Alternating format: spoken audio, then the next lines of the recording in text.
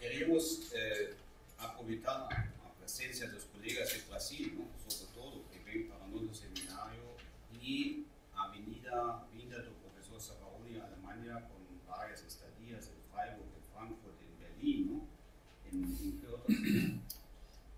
En Viena, que no es Alemania, fue un momento, pero ya pedimos. Se habla alemán, sí.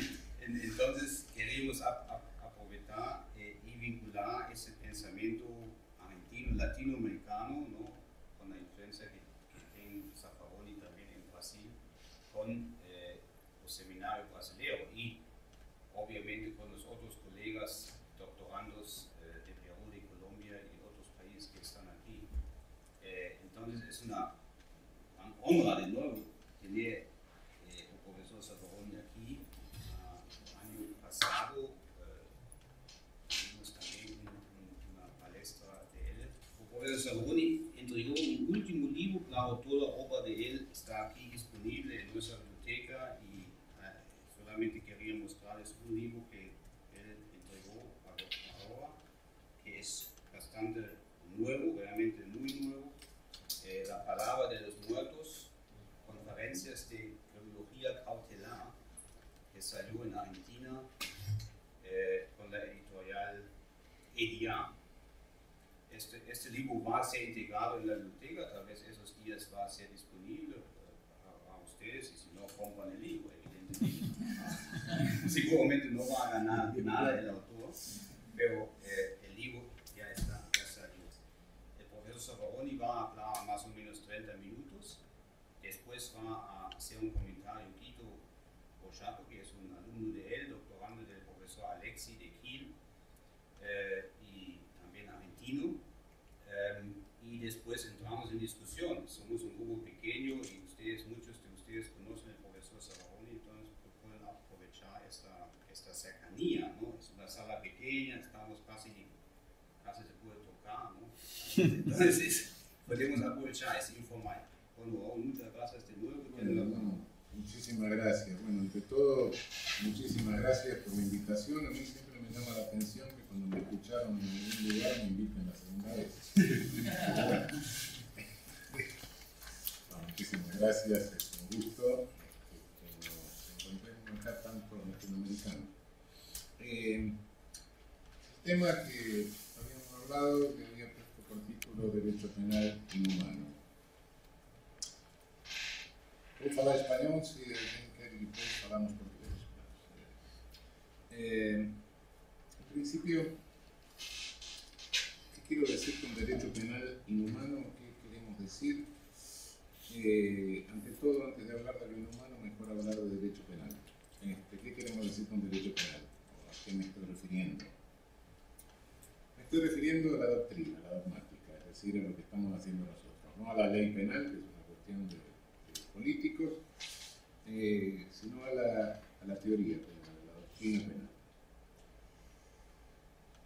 Creo que hoy es indispensable en cualquiera de nuestros países, cuando uno se pone a hacer dogmática, es decir, parte de un texto legal, y el texto legal abarca jerarquías normativas y, bueno, la cúpula de la jerarquía normativa están nuestras constituciones, está el derecho internacional de los derechos humanos, está el derecho de los tratados, y fundamentalmente eso nos da una antropología jurídica, sino un concepto jurídico de ser humano, por lo menos nos da una directiva, que es la base de lo que sería toda la sistemática de derechos humanos. La norma básica, que sería el gran descubrimiento que se hizo en 1948, todo ser humano es persona. Yo siempre digo que los perros no necesitaron juntarse para decir todos los perros son perros, pero nuestra especie, que hoy va camino del suicidio, destruyendo el mundo, necesitó un día sentarse y decir todos somos personas. Es decir, esa es la norma básica.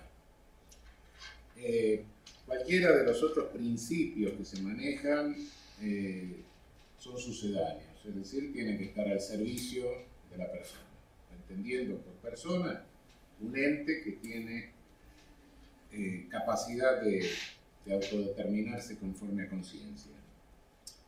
El respeto a la conciencia, la autonomía del ser humano.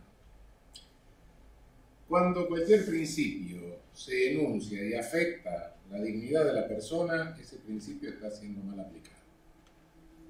Y cuidado con esto, porque nosotros conocemos en América Latina cómo se usan esos principios. La república, la democracia, etcétera, para matarnos a todos, ¿no? Eso ya lo conocemos.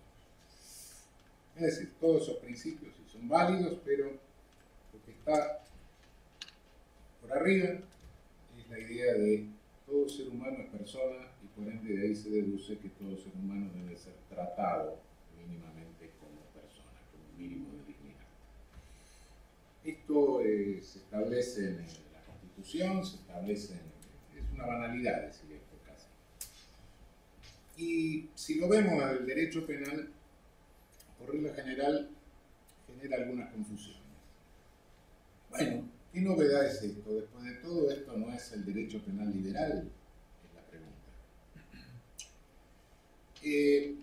Hay contenidos que coinciden con los del derecho penal liberal, que se remontan al iluminismo, es verdad, pero el derecho penal liberal en líneas generales, el llamado derecho penal liberal, se fue armando con contenidos de carácter deductivo, porque nuestros padres liberales no podían hacer otra cosa, no tenían constitución. Entonces, un Feuerbach, un Carrara, tenía que decir, yo estoy derivando este derecho penal de la razón, lo estoy derivando de la filosofía. Es decir, se tenían que ir a un iusnaturalismo, a una supralegalidad para de ahí deducir. Es decir, tenían que inventar el Estado de Derecho de alguna manera partiendo de principios supralegales. A partir de aquí nos hemos quedado con una metodología deductiva del derecho penal liberal. Es una especie de vicio que tenemos hasta el día de hoy. Hoy ese derecho penal humano, que tiene que basarse fundamentalmente en la antropología jurídica, es un mandato constitucional, no es una deducción. Tenemos el mandato de hacer un derecho penal o de interpretar un derecho penal de esa manera, porque está positivizado. No estamos deduciéndolo de nada. Pero nos hemos quedado en la construcción dogmática con un vicio deductivo. Yo a veces tengo la sensación de que a veces me ocurre una figura, ¿no? Como que hay un gran baile de penalistas, muertos y vivos todos, y en medio de los cuales el viejo Anton Bauer, con todas sus teorías de la pena, se pasea con una bandeja, donde ofrece teorías de la pena preventiva especiales, preventivas generales, positivas, negativas, teorías absolutas, va con la bandeja y cada penalista se sirve un bocadito de la bandeja, según le gusta, uno elige uno que tiene el pescadito, el otro elige el salmón, y después se va con ese pescadito y arma toda una teoría del derecho penal sobre la base del canapé que eligió de la bandeja. El cómo debe ser la pena, porque él eligió el canapé que le gusta como debe ser. Y después la pena no es como dice que debe ser, es como es. Listo, el poder punitivo se ejerce como se ejerce. Y entonces llevamos ya, creo que más de 150 o 200 años hablando de crisis del derecho penal. ¿Y qué es la crisis del derecho penal? Es que después que terminó de escribir el tratado, lo encuadernó y lo vendió, se da cuenta de que la pena no es como él dice que debe ser. Y no podemos tener 200 años de crisis, porque la crisis es un punto de inflexión. Si estamos 200 años en crisis, es porque eso no es una crisis. Eso directamente es un estado de desconcierto. Y creo que es este deductivismo lo que produce el estado de desconcierto. Más, este deductivismo nos hace creer que hemos llegado a esta concepción antropológica, de antropología jurídica, que todo ser humano debe ser tratado como persona, etcétera, por una maduración del razonamiento humano. Si la humanidad ha ido evolucionando hasta llegar a esto. Esto es mentira. No hemos llegado a esto por maduración. Hemos llegado a esto por miedo. Esta es la realidad de los hechos. No hemos llegado por razonamiento, hemos llegado por terror. ¿Y por terror a qué? Por terror al genocidio, por terror a la matanza, por terror a la masacre. Si en 1948 se juntan y hacen la Declaración Universal, tímida, porque en 1948 una declaración era un acto de buena voluntad y nada más. No era un tratado, no era ley internacional. Después, a lo largo de los años, se va incorporando, etcétera, la Carta de Naciones Unidas, los pactos y demás, pero en su origen era un acto de buena voluntad. Si en 1948 se tipifica internacionalmente el crimen de genocidio y uno ve la forma en que se tipifica, una forma mezquina, tremendamente mezquina, porque se va tipificando para tener cuidado que no abarque lo que no quieren que abarque, Hiroshima y Nagasaki, el colonialismo en África, los desplazamientos de Stalin. Entonces, prácticamente se tipifica casi una caricatura del nazismo, nada más. Definición mezquina que después, a lo largo de los años, trajo todas las dificultades que trajo, pues después, frente a las masacres que hubo, se llegaba a decir, no, eso no es genocidio, etc. Camboya, por ejemplo, no es genocidio, mataron 2 millones de personas, pero bueno, no querían aniquilar a todo el pueblo, entonces no es genocidio. Bueno, si se pueden discutir esas cosas como resultado de esto. Pero bueno, ¿a qué se llegó? ¿Por qué se llegó? Se llegó por miedo. Se llegó ¿por miedo a qué? Por miedo a un derecho penal inhumano. Es decir, a un derecho penal que fue legitimando un descontrol del poder punitivo.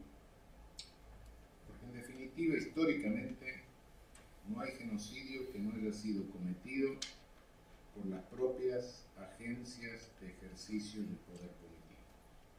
Recorremos todos y nos vamos a encontrar que en todos estuvo involucrado el propio ejercicio del poder punitivo. Que era la KGB, una policía, ¿no? Que era la Gestapo, una policía, ¿no?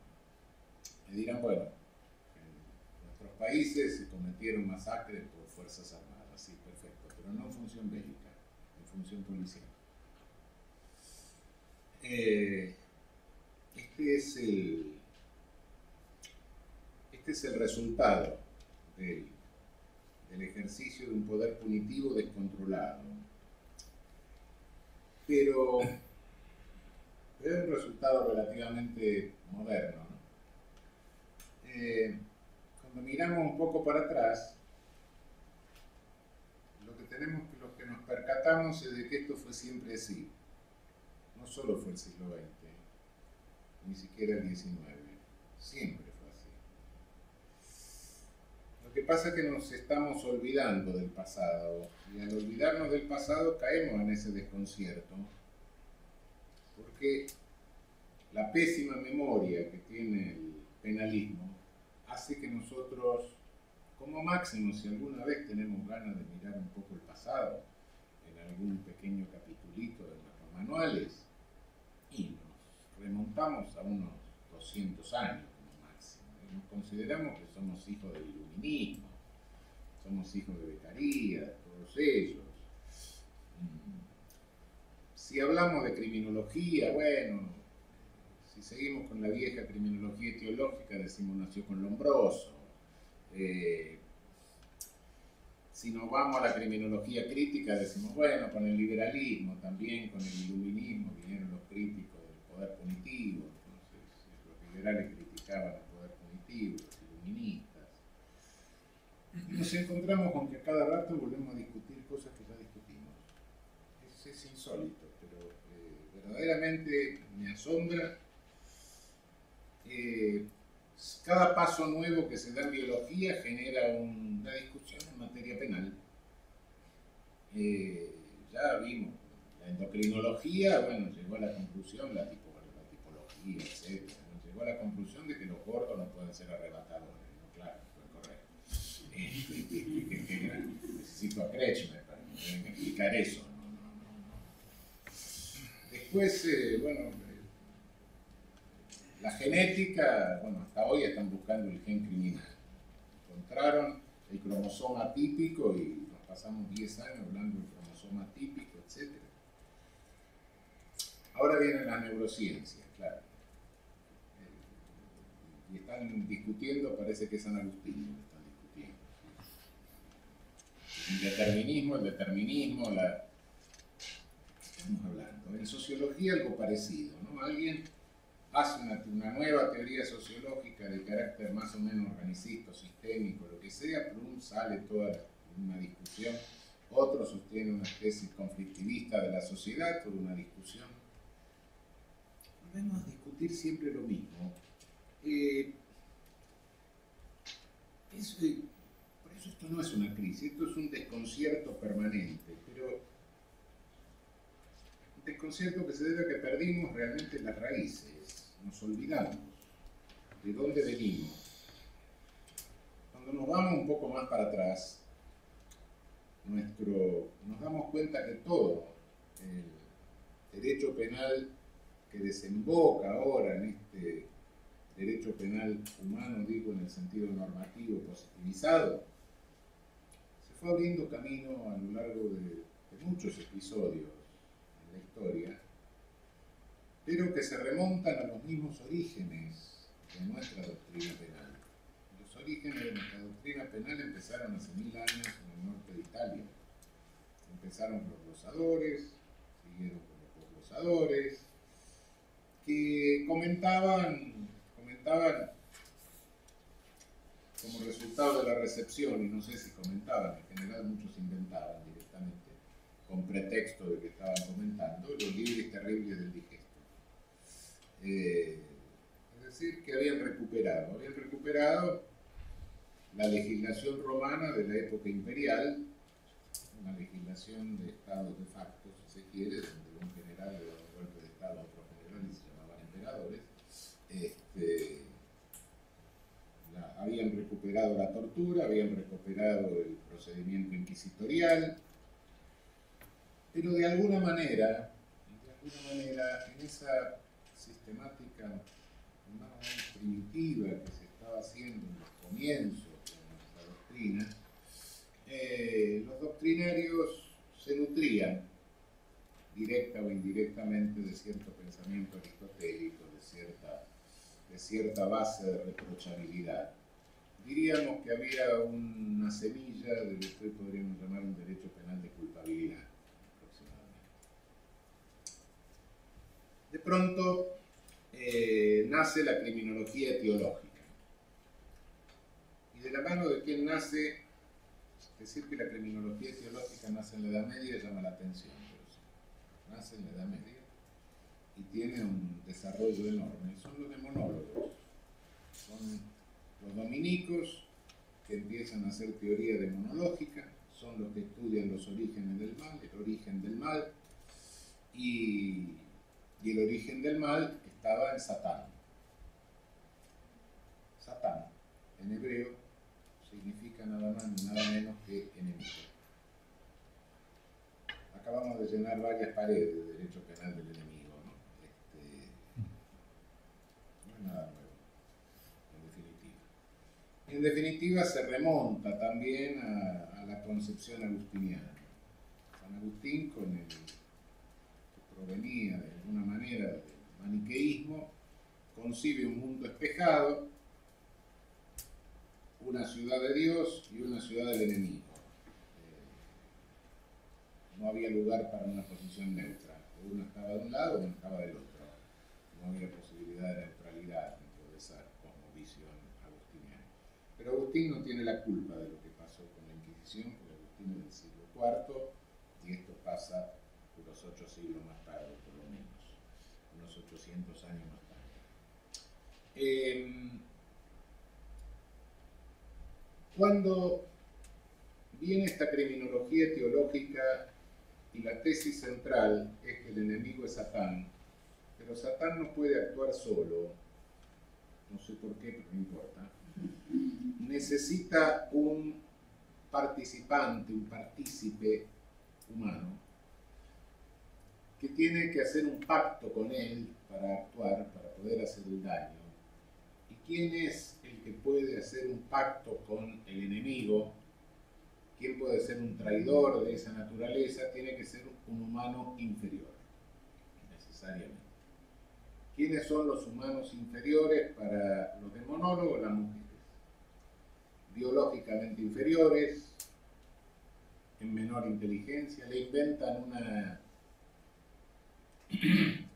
inventan incluso que fémina significa menos fe, fe minus, mentira. Fémina proviene del sánscrito y tiene algo que ver con amamantar. Pero ellos inventan una etimología. Ahora, claro, a Satán no lo podían quemar, ¿no? Entonces tienen que quemar a la mujer. Pero, ¿cómo se explica? Teniendo un derecho penal de culpabilidad, de reprochabilidad, que a un ser humano inferior, que es menos inteligente, que es inferior biológicamente, se le pueda reprochar más que al otro. No tiene explicación. La única solución que hay para poder quemarlas es la peligrosidad. Bueno, ¿qué estamos discutiendo? Estado de culpabilidad, peligrosidad, pronóstico de conducta, qué sé yo, llámese como se quiera. En medio de todo eso, años ya estamos en el 1560 aproximadamente, hay un médico, Johannes Weyer-Beer, médico belga, digamos, que dice en un momento, estas mujeres inferiores son enfermas de melancolía. La melancolía después, la historia de la psiquiatría va a pasar a ser la histeria. Son enfermas de melancolía. Sí existen, son peligrosas, hacen daño, etc. Pero en definitiva son enfermas. Y como son enfermas, tienen que ser materia nuestra, de los médicos, no de los inquisidores. ¿Qué hace Bier con eso? Inventa la medida de seguridad. Pretende insertar la medida de seguridad. Por supuesto no lo logra, esto es teórico, ¿no? Le contesta Bodino, o sea, un escándalo bárbaro, le contesta el rey de Inglaterra, etc. Está bien, pero ¿qué es lo que hasta este momento, lo que ya tenemos en esta época? Tenemos un derecho penal de culpabilidad que comienza, tenemos una criminología teológica, tenemos una pretensión de un derecho penal de peligrosidad y tenemos una propuesta de medida de seguridad para peligrosos. Es mucho lo que hemos inventado a lo largo de los 9 siglos posteriores, más que requintar esto, seccionarlo, combinarlo. Pero no nos quedamos solo ahí. Realmente toda la ideología inquisitorial se sintetiza en una obra que tiene un grado de elaboración bastante interesante, aunque no es del todo original, sino que sintetiza una época que es el Malleus Maleficarum, el martillo de las brujas, escrito por un señor Kremer. Parece que el autor es Sprenger. Kremer parece que no era un tipo muy santo en su vida, creo que se había quedado con algunos dineros, algunos dice por ahí, de la iglesia, porque debe tener algún pequeño proceso. Parece que tampoco un dictamen de la Universidad de Köln, algunos dicen que es medio falso, que se obtuvo medio. Lo cierto es que el manual de Inquisición pasa a ser el martillo de las brujas prácticamente y se convierte en el bestseller de la época. Hasta el siglo XVII es el libro más impreso después de la Biblia. Tiene innúmeras ediciones, para aquel momento era, parecía Márquez, no sé, un éxito de librería. La primera edición que se perdió parece que es de 1497, pero al ir leyendo el Malleus Maleficarum nos vamos dando cuenta de algunas de la modernidad que tiene. Es decir, si podemos vaciarlo de elementos culturales y dejar lo que es la estructura, si podemos pensar el Malleus como un programa de computación que lo vamos llenando de datos, o lo vamos vaciando y le ponemos otros datos, vamos a ver que el programa de computación del Malleus se mantiene hasta el día de hoy. Hay algunas, no me voy a extender en todo, sería mucho tiempo. El delito de brujería es el más grave de todos los delitos. El terrorismo es lo peor que puede pasar en el mundo, fumarse la marihuana también. Armamentismo discursivo, la guerra contra la bruja, contra el crimen, contra lo que sea. Altísima frecuencia, nunca estaba pasando tanto como pasa en este momento. ¿Quién es el peor criminal? El estúpido que no se da cuenta de la gravedad de lo que está sucediendo, ¿no? Y que no cree en las brujas. La coartada para delitos propios. Bueno, había algunos curas que cometían algunos delitos y decían que era porque realmente era el Satán que se los estaba haciendo. Inferioridad, inferioridad que puede ser biológica, como en el caso de la bruja decían, pero después puede ser moral, puede ser ética, puede ser cultural, etc. Percepción privilegiada. Yo, el investigador, soy el único que sé perfectamente de eso, no te metas. Infalibilidad. Yo no me puedo equivocar, porque soy el que sé. No puedo cometer ningún error. Degradación ética. Bueno, verdaderamente, qué sé yo. Este mal es tan grave que puedo usar cualquier medio para combatirlo. En consecuencia, puedo tener testigos de la corona, puedo tener infiltrados que cometen delitos, puedo hacer cualquier cosa con tal de combatir esto que es terrible. Inmunidad de los inquisidores, no, de ninguna manera el investigador puede ser afectado por el propio Satán. No, de ninguna manera el que está investigando la cocaína no puede ser que termine traficando cocaína. En fin, así podría seguir, creo que hay unos 30 núcleos estructurales que se pueden rellenar con otro argumento. Y aquí viene, ¿qué significa esto? Significa que la estructura del derecho penal inhumano queda fijada en el siglo XVI, por lo menos en el siglo XVI, y queda fijada en algo que es muy interesante, que es el Malleus, porque el Malleus tiene una estructura de sistema penal integrado: criminología, derecho penal, derecho procesal penal y criminalística. Es decir, más o menos es la misma estructura del positivismo, la misma estructura de Franz von Liszt. Es un sistema coherente desde la etiología del delito, la forma de la manifestación del delito, la forma de combatirlo y los signos del criminal, de la criminalidad. ¿Qué otra novedad nos trae el pasado anterior al iluminismo? Y nos trae una novedad más interesante todavía. Tenemos el primer surgimiento de la criminología crítica. Un día hay un señor que por su momento parece que era el mejor poeta alemán de su época, en 1631, un jesuita, hacía poesía, etc. Un buen día le dicen, se peleaba con toda la orden siempre, un buen día le dicen que tiene que ir a confesar a las brujas antes que las quemen. Y empieza a confesar, y el tipo se vuelve un poco loco, se le pone el pelo blanco, etc. Y no aguanta más y escribe un libro que se llama La Cautio Criminalis, donde dice, mire, yo, si hay brujas no lo sé, creo que sí, que debe haber brujas, no voy a entrar en la discusión teológica sobre si existen o no existen las brujas, lo que yo sé que nunca conocí ninguna.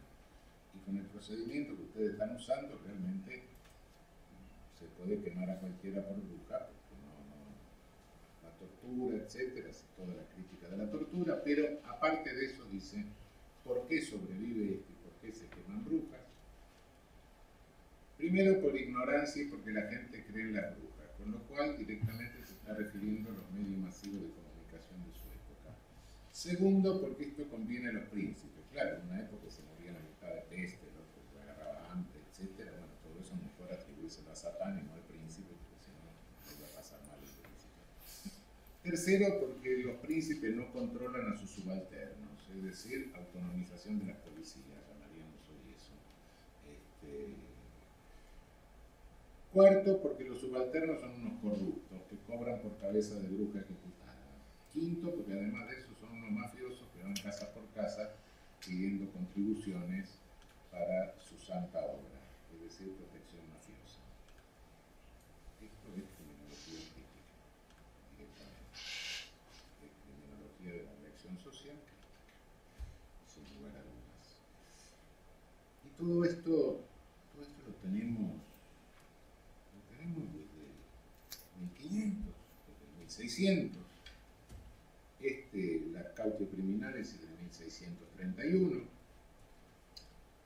¿Y qué es lo que vemos después en la doctrina? ¿Qué es lo que vemos después del iluminismo? ¿Qué es lo que vemos después del surgimiento del derecho penal liberal? Surgen o resurgen derechos humanos antiliberales, resurgen derechos penales inhumanos. El iluminismo, bueno, estuvo muy lindo, sí, había que acotar el poder de la nobleza, del clero, etcétera, hasta que la burguesía se asienta. Cuando se asentó la burguesía, se terminó el iluminismo, se terminó los límites al derecho penal liberal y vino el positivismo. Una combinación de policías con médicos en un marco de pensamiento de reduccionismo biológico racista, que es el que alimentó toda la ideología del neocolonialismo. Nuestros fundadores de nuestras criminologías eran terribles racistas. José Ingeniero en la Argentina, Raimundo Lima Rodríguez en Brasil, efectivamente, sí. ¿Qué fue lo que hicieron estos médicos? Lombroso era el que tenía más taquilla, era el más taquillero, pero no era Lombroso solo, Pritchard en Inglaterra, Gall, en Alemania, la Casagne en Francia. Y lo que hicieron fue lo que quería Bayer, hicieron otra cosa, tratemos de adueñarse del discurso, del monopolio del discurso jurídico.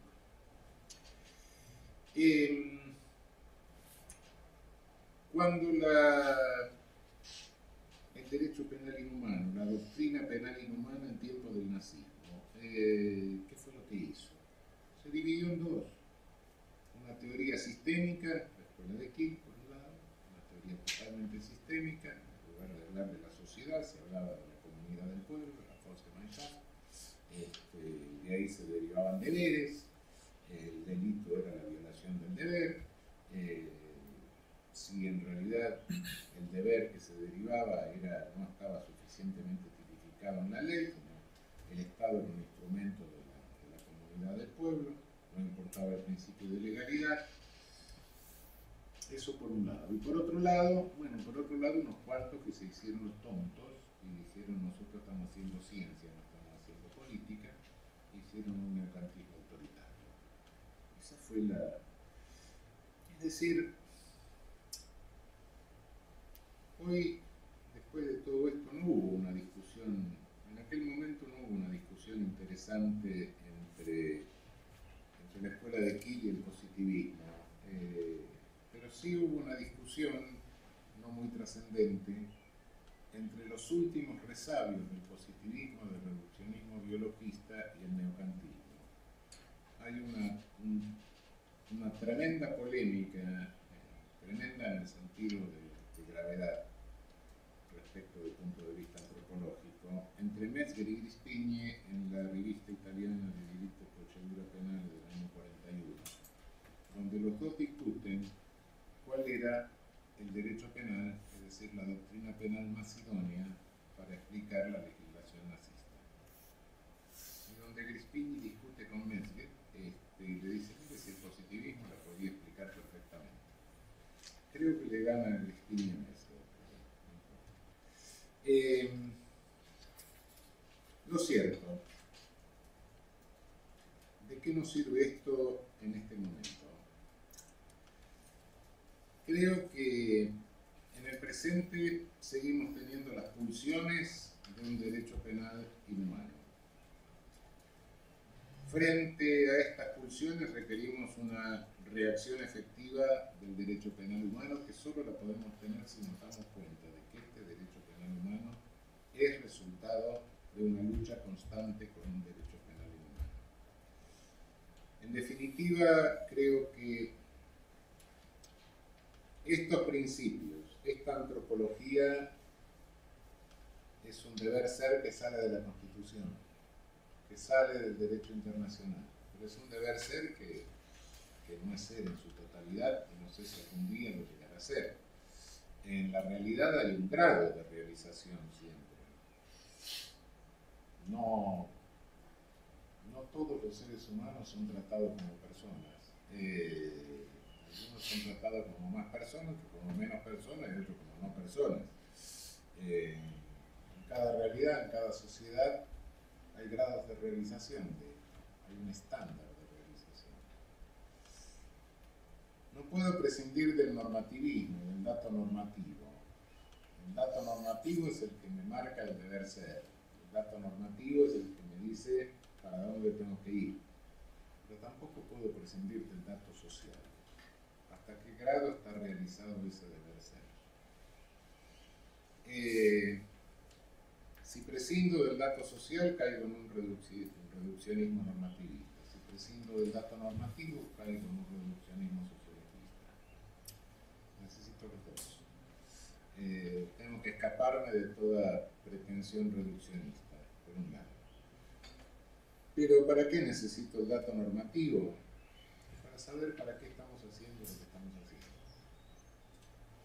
Es decir, si hacemos una doctrina, esa doctrina va dirigida, indiscutiblemente no hacemos doctrina para entretenernos o para hacer ajedrez, sino que la hacemos porque la dedicamos a un poder del Estado en la esperanza de que ese poder del Estado la use ejerciendo ese poder, esa jurisdicción. Y en esa esperanza estamos dedicándola a un poder judicial y como poder del Estado no puede dejar de ser político, es un poder de gobierno de la polis. En consecuencia, lo que estamos haciendo es un programa político. ¿En qué sentido? Y en el sentido del deber ser que nos marcan las normas más altas. Es decir, en el sentido de una potenciación, un fortalecimiento del estándar de realización que en cada una de nuestras circunstancias encontramos. Una constitución, un grado de realización de la constitución, una virtud de la constitución. Y tratar de empujar ese grado de realización en el sentido que nos indica el faro de la más alta jerarquía normativa. Es decir, el dato del ser es algo que no podemos prescindir. Teniendo en cuenta que hay una fuerza y que hay toda una racionalización para desviarnos en el sentido de cualquiera de los reduccionismos. Ese es el derecho penal humano. Es el que a lo largo de todos estos siglos ha tratado de valerse de la estructura inquisitorial que nos marca el malus hace 600 años. Y para impulsar el derecho penal humano, ¿por dónde tenemos que ir? Y tenemos que ir por el camino de la cautio de Friedrich Speck. Tenemos que ir por un camino que tiene que ser necesariamente crítico. Desde el momento que hay una distancia entre el ser y el deber ser, tenemos que establecer esa distancia. Al establecer esa distancia estamos haciendo una crítica. Tenemos que ir por un derecho penal que tiene que ser partisano. Sí, efectivamente. ¿Por qué? Porque está estamos del lado del impulso para subir el nivel de realización. Y por ende tenemos que ser conscientes de que estamos haciendo un derecho penal político. Y con un sentido realista, sí, porque estamos incorporando datos de realidad. Aunque no excluimos ni podemos excluir el dato normativo, que es el dato valorativo, que nos orienta hacia dónde debemos ir. Pero esto no es deductivo, no lo estamos deduciendo de un modelo de Estado que no existe. No. Esto tiene una base empírica. Lo normativo nos está diciendo el objetivo, nos está señalando hacia dónde tenemos que ir. Pero hay una base empírica de la cual no podemos prescindir. En cada una de nuestras realidades tenemos un cierto grado de realización del principio de antropología jurídica fundamental. Pero nunca tenemos la realización completa. Ni sé si algún día se podrá alcanzar, no importa. Lo que nos dan nuestra normativa positivizada es esto. Y para esto no necesitamos hoy irnos a ningún naturalismo, a ninguna supralegalidad, sino simplemente valernos de nuestras propias leyes positivizadas, sea en el orden interno, sea en el orden internacional. Bueno, esto era lo que quería sintetizar.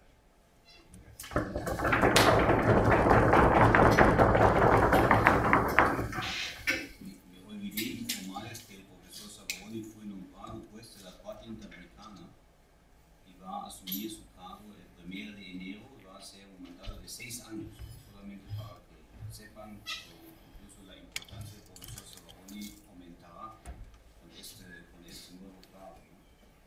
Quiero estar vivo en tus 6 años. Porque creo que uno lo mira y dice, bueno, ya me entiendo. Oh, tío, esa es la palabra. Gracias. Bueno, primero agradecerle a la cátedra del profesor Ramos la organización del evento y la oportunidad, una vez más, de estar aquí y poder intercambiar con Raúl y con ustedes visiones críticas del derecho, de esto que intentamos hacer. Voy a hacer un comentario breve y recién pensaba que la mejor manera de resumirlo son 3 anécdotas muy cortas, pero para mí muy simbólicas. La primera, bueno, es hoy, simplemente mientras caminábamos con Raúl por las calles de Göttingen, Raúl me decía, hay mucha crítica del derecho penal, pero hace falta un derecho penal crítico. Veníamos discutiendo qué es esto de un derecho penal humano, ¿es posible un derecho penal más humano? ¿Qué entendemos por derecho penal? ¿Qué entendemos por pena? La otra es una anécdota del año pasado, en un seminario en la Universidad de Frankfurt. En un momento Raúl propone, en sintonía con el título que tiene la conferencia de hoy, la construcción de un Menschlichkeitsstrafrecht. Y enseguida, y por única vez, uno de los profesores de la Universidad de Frankfurt responde: sí, hay una sola manera en alemán de construir un Menschlichkeitsstrafrecht y es un Nullstrafrecht. Que era Nau, Wolfgang Nau.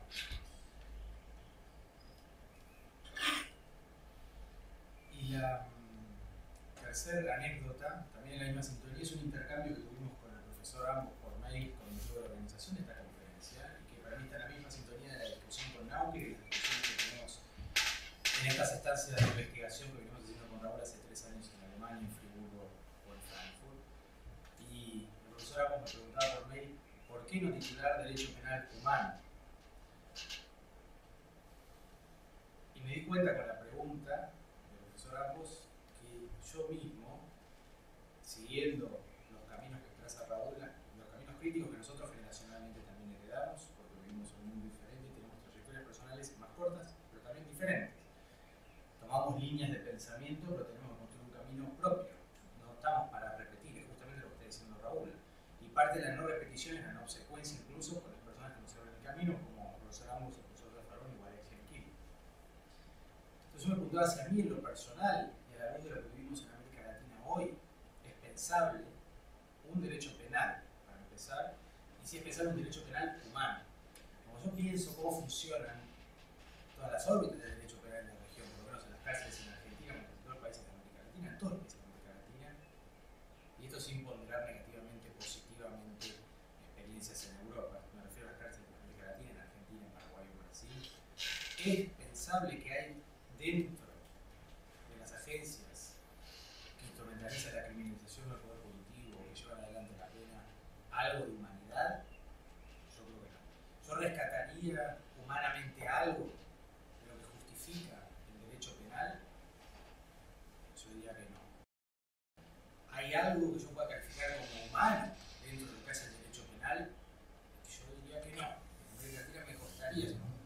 Raúl siempre dice, nosotros lo que tenemos que hacer es un trabajo de contención, tratar de que el poder punitivo no se desborde. Cuando se desborde ese poder punitivo, es decir, cuando llega a un extremo, pero no es que cambie su esencia, cuando llega a un extremo, comete un genocidio, comete un crimen de masa, una dictadura como la que vivió en Argentina. Entonces, esto que dice Bauman en Modernidad y Holocausto, es decir, ¿qué diferencia conceptual puede haber? Al menos para mí, lo digo críticamente, es como una propuesta, es una pregunta abierta, una reflexión que nosotros nos hacemos, preguntas que hacemos continuamente. Si no hay una línea de continuidad, no hay un mismo concepto entre las aberraciones y los tratos inhumanos y degradantes que vimos en las cárceles de Argentina y lo que sucedió durante la dictadura en Argentina en la ETA, por ejemplo. Yo creo que no hay grandes diferencias, y tampoco discursivas son tan las diferencias. Y esto me lleva a lo que yo considero hoy, para hacer bien breve el comentario, hablar de estas tres anécdotas. Yo creo que el principal desafío que hay hoy en Argentina, y probablemente en muchos países de la región, es la crítica al garantismo, que no es una crítica inocente, y los actores que la llevan adelante son a nivel político, es decir, los mismos que se oponen a la reforma del Código Penal para que podamos volver en Argentina a tener un Código Penal, cosa que no hemos tenido todo el proceso de descodificación, con la demagogia tenemos un rejunte de leyes inorgánico, antagónico, producto de sucesivos embates políticos, ¿no?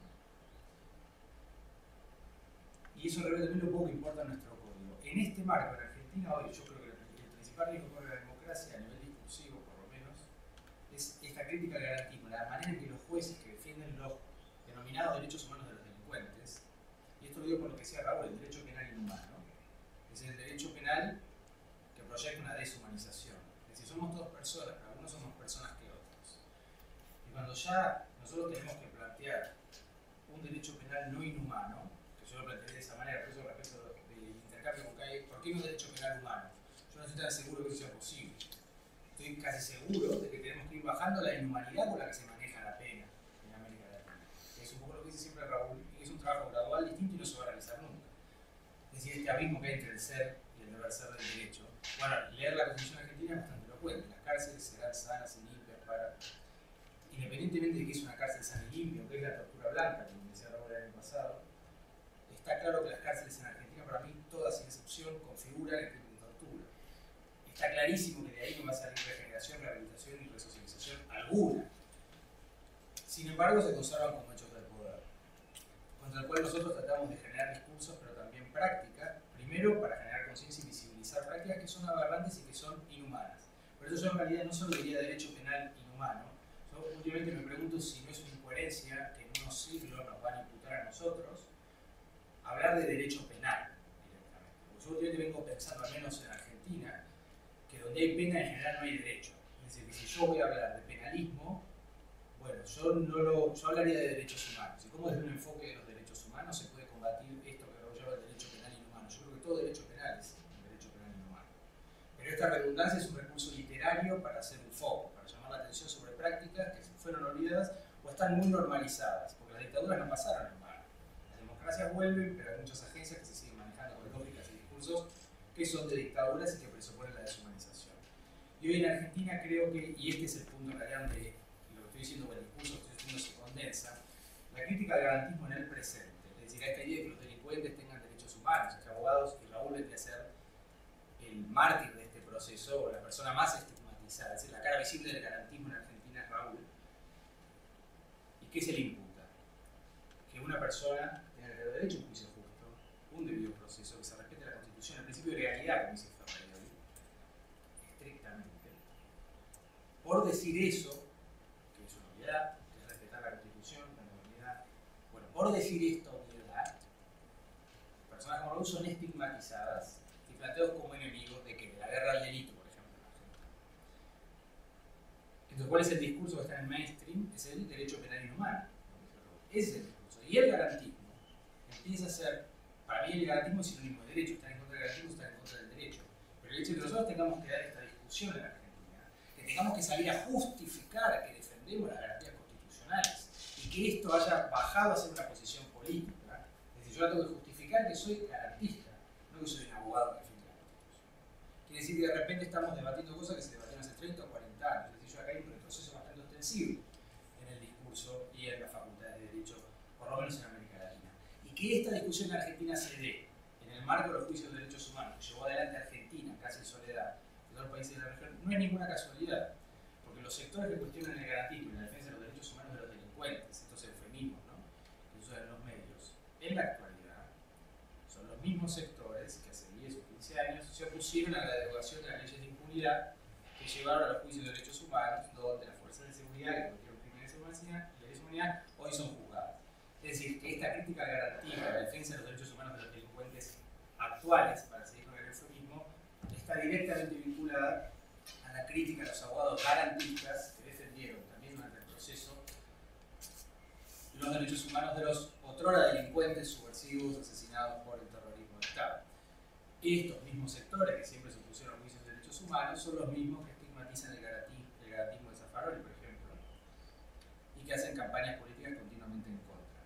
¿Y cuál es el lenguaje que maneja el antigarantismo? Es la deshumanización. Es decir, no son personas, son delincuentes, no son ciudadanos, tienen menos derechos, son enemigos. ¿Cómo vas a defender las garantías? Bueno, pues como dice Raúl, lo que estamos tratando es de volver a humanizar lo que los medios están deshumanizando.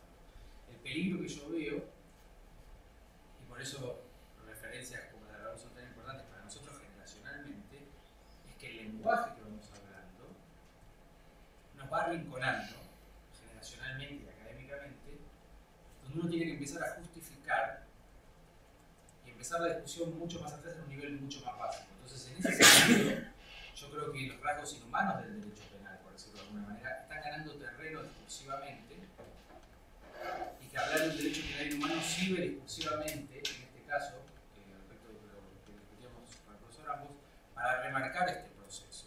Porque si yo hablo de un derecho penal humano, parece que estoy proponiendo una construcción en un marco teórico, casi una discusión académica. Si yo uso la palabra inhumano, estoy remarcando algo diferente, y esto va a incomodar a los profesores.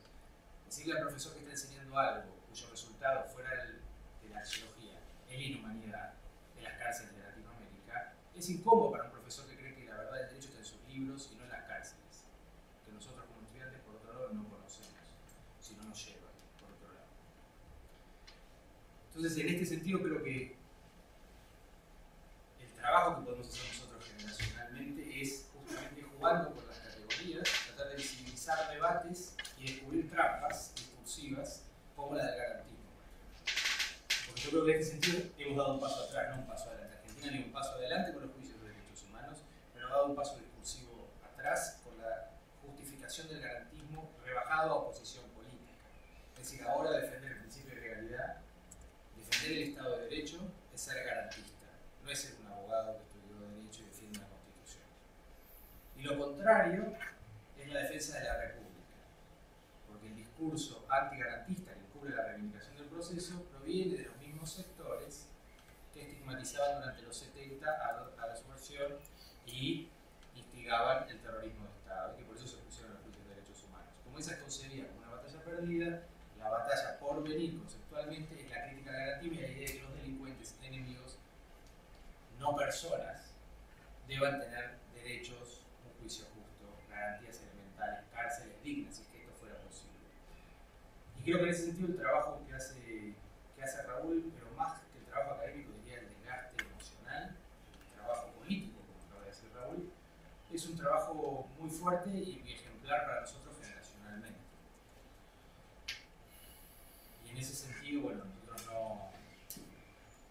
tratamos de que no se desdibujen justamente los debates centrales, porque este es otro de los grandes logros del mainstream, que no se sepa bien qué es lo que se está discutiendo, que se llegue rápido a la conclusión de que una persona pobre, estigmatizada, que comete un delito no debe tener garantías, que la tortura está bien, y hay eufemismos como hay falta que le sirvan un café, les tenemos que dar un diario, ¿cómo vamos a invertir tanto en las cárceles?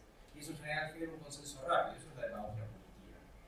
Y esto está en lo, digamos, y para mí, básicamente con esto termino, no es casual que el antigarantismo supone una reivindicación encubierta del proceso que no se puede hacer explícita. Porque un pro-republicano en el discurso no puede decir yo estoy a favor de la dictadura, yo estoy a favor del genocidio y de los crímenes de masa. ¿Cuál es el camino? Cuestionar esa humanización que se hizo respecto de los juicios de derechos humanos, respecto de los delincuentes de poca monta de hoy. Y por otro lado, invisibilizar toda una serie de delitos que no son criminalizados, como los delitos de cuello blanco. Con las cárceles en Argentina, por lo menos en muchos países de la región, como siempre están llenas de gente pobre, vulnerada y marginal. Entonces Entonces la crítica al garantismo ahí es doble. Uno dice, estas personas además carecen de derechos. Encima son encerradas en cárceles que empeoran y agravan aún más su situación a futuro. Justamente cuando dice, usted defiende los derechos humanos de los delincuentes, se están diciendo dos cosas entonces. Se está diciendo, por un lado, usted defiende el debido proceso, que no se lo condene, que no se lo prejuzgue. Eso por un lado. Pero por el otro también la explicación sociológica de que muchas personas llegan al delito porque no han tenido otro camino y el Estado solo apareció para encerrarlo, para reprimirlo o para utilizarlo. Y creo que en este sentido estos son los dos puntales que nosotros generacionalmente, con los caminos que han abierto ellos, podemos empezar a desandar.